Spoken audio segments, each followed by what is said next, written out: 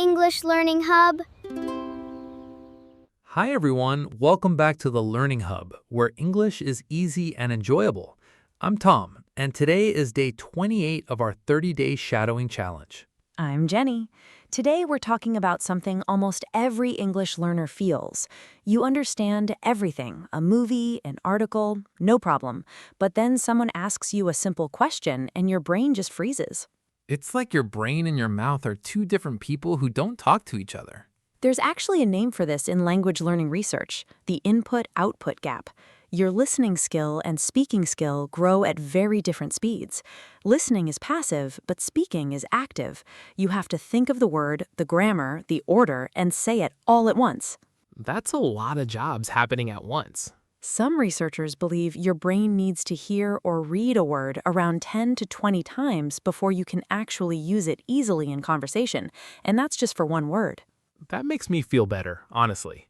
When I was learning Spanish, I could watch a whole telenovela and follow the story completely. But one day, a friend from Mexico called just to say hello, and I opened my mouth and said, "Hola, how you?" like a caveman. But your knowledge didn't disappear, it just wasn't trained to come out fast yet. Understanding and speaking use different parts of your brain, almost different muscles. Give me one of your analogies. Understanding English is like watching someone play the piano and knowing which notes they're playing. You can follow it. But speaking English is like actually sitting down and playing the song yourself. Just knowing the notes doesn't mean your fingers can move fast enough yet. And that's exactly why shadowing works so well. It forces your mouth and tongue to actually move, not just listen. When you shadow, you're physically producing the sounds right after you hear them, training the connection between your ears and your mouth. Like reconnecting two people who broke up. Shadowing is the counselor that gets them talking again. Now, there's another big reason behind this gap besides passive versus active knowledge: fear. When I lived in Japan for a bit, I understood so much just from hearing it every day. But every time I had to order food, my heart would race just to say, "One coffee, please." That's your nervous system reacting. When we feel anxiety about speaking, our brain sort of blocks access to the language center. It's called the affective filter in some language learning theories.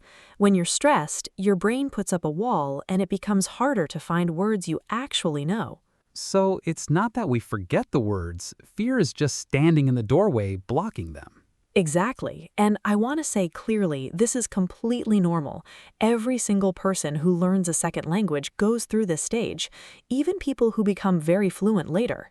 It happens in your own language too sometimes. Some words feel more comfortable to understand than to actually say out loud. Shadowing is literally the exercise that closes this gap. You're building the muscle memory, the physical habit of speaking. By day 28, you've already done so much repetition. Even if it doesn't feel like it yet, something is changing in your brain. Progress with speaking is often invisible until suddenly it's not. One day the words just come out easier, and you almost don't notice the moment it happened. For anyone listening who feels stuck between understanding and speaking, what's your best advice? Speak before you feel ready. Don't wait for the fear to go away first because it might not go away by waiting. Speak a little, even badly, and the fear gets smaller each time. And keep shadowing every day because it's like practicing in a safe space before the real conversation. Practice matches before the real game. You wouldn't play in a championship without practicing first. Shadowing is your practice, getting your mouth ready for real conversation. Understanding is the first half of the journey. Speaking is the second half. You're not failing because you can't speak yet. You're just in the middle of the process.